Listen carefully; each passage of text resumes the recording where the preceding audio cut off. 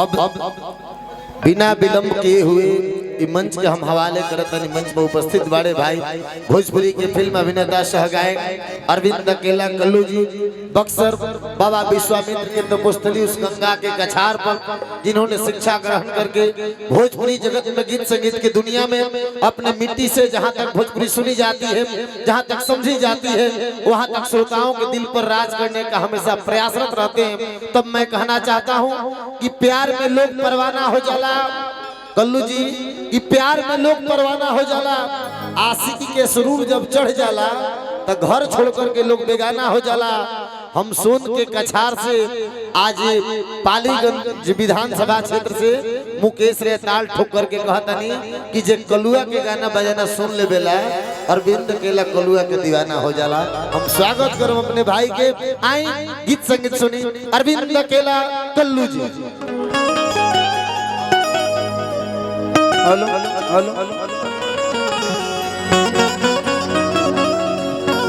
Hello hello hello hello hello hello hello थोड़ा सा hello hello hello hello hello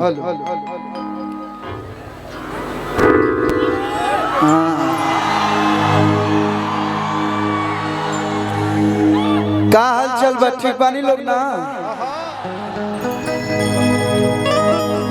hello hello hello hello hello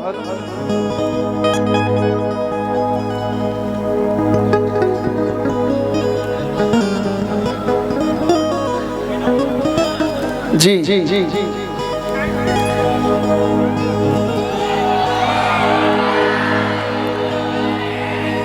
आज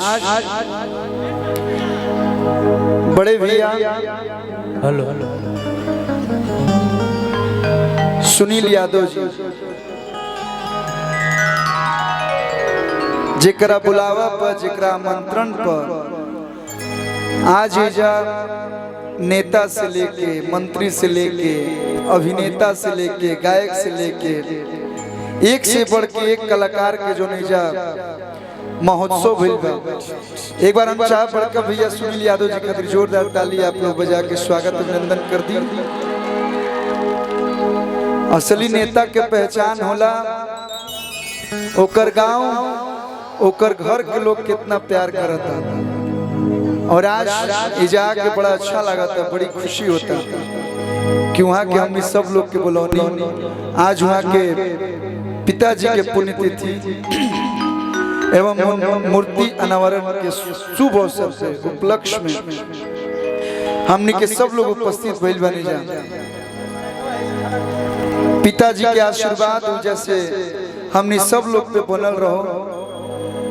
काहे की कहाला जितना हमारा जानकारी बा कि कोनो भी बेटा आगे नहीं बढ़ सकत जब तक ओकर बाप माई के आशीर्वाद ना मिले। और भले यहाँ वहाँ के धरती पे नहीं की,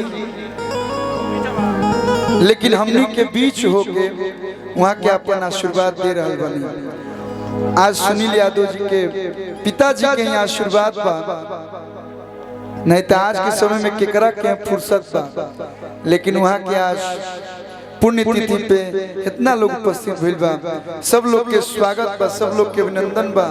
जे लोग हमके देख रहल बा, सुन रहल बा, जहाँ तक हमार आवाज जाता सब लोग के हम अरविंद अकेला और आप लोग के कलुआ मन से गोड़ छू के गोड़ लागत है। जोरदार ताली बजा के आशीर्वाद दे दी।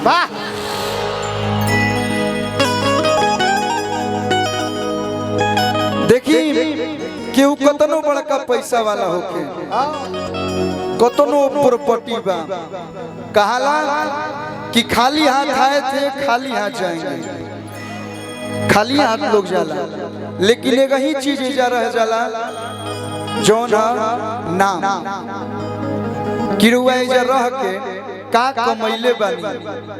रुआ नहीं रहला के बाद रुआ साथे के बा, रुआ सुख दुख में के आवता।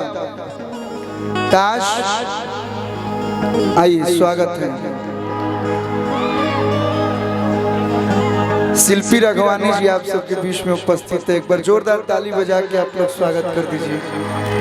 हाँ बैठिए 2 मिनट। इतना बढ़िया बात बोलत तनी 2 मिनट सुन लो। ये एगो सच्चाई बा, ना चेहरा पर चार्मिंग रही ना रुआ लोग के केहू साथे जाई, जे आई बा ओकरा जाए के बा। ये एगो सच्चाई बा। एही ले जीवन मिलल बा, कहला कि कोई करोड़ जोनी काट के आदमी के मनुष्य के जीवन मिलेला। आए जीवन में आकर वह नाम ना कमैनी तरुआ का कहनी। बड़ी बढ़िया लाइन हमार गीतकार साहब और पंकज लिखले बने।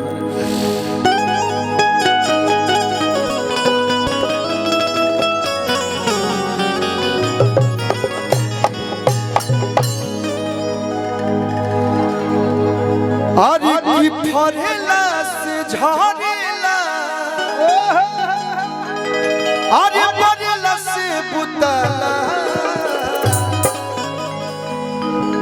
पेड़ कतनो फर जाओ, आम कतनो काहे ना महंगा होके, एगो आम 500 रुपये के मिले, लेकिन जब ओकर समय हो जी तो चुइए जाए।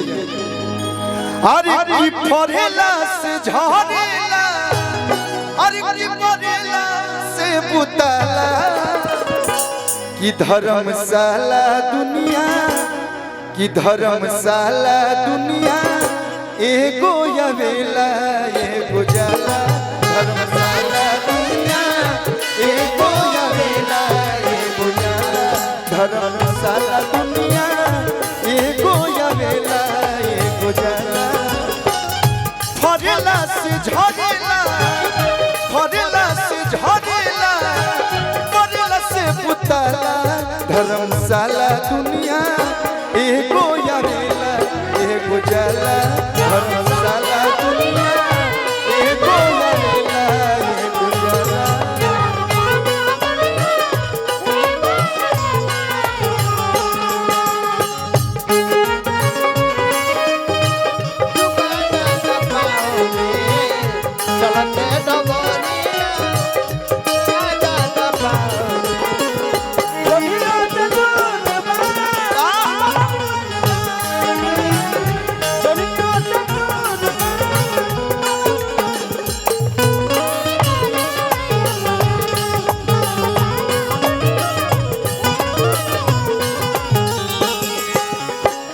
ब्रह्मांड के सबसे बड़ा पंडित रहे रावण महाराज। उसको कोई मार सकता था, वो अपना भविष्य जानते थे कि हमको एक दिन जाना है, अभी राम जी के हाथ से ही जाना है। ना चाहते हुए भी वो गलती किए, लेकिन गए। केहू अमर नहीं थे, जे सोचा था कि हम अमर बानी, ये दुनिया में केहू अमर नहीं थे। रावण लेखा ज्ञानी दुर्योधन अभिमानी,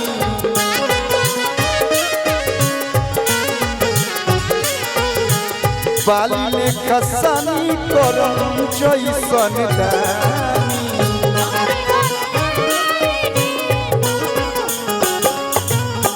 रावण लेखा ज्ञानी दुर्योधन अभिमानी, बाली लेखा सानी करम जैसन दानी।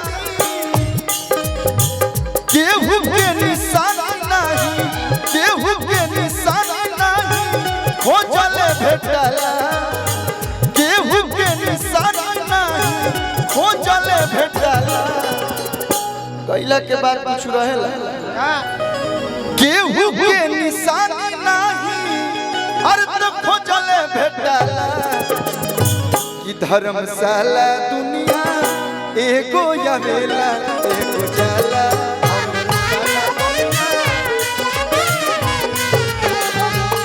धर्मशाला दुनिया एगो या भैया जियता नहीं जाता, मार मुंह पर 10 किस्म के क्रीम लगता।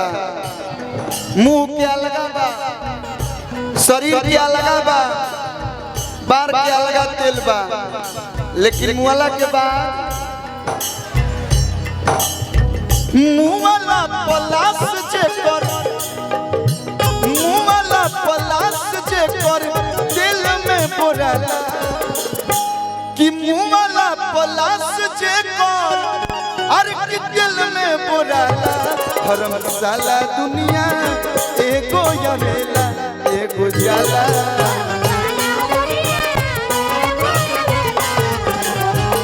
धर्मशाला दुनिया एगो आवेला एगो जाला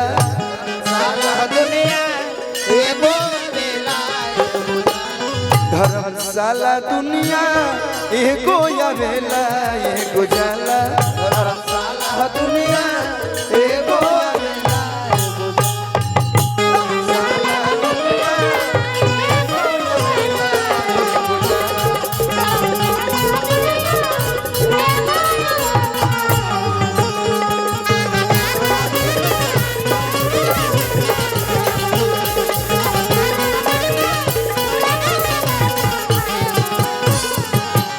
कि धर्मशाला दुनिया अरे एगो आवेला एगो जाला तो सच्चाई है बा सच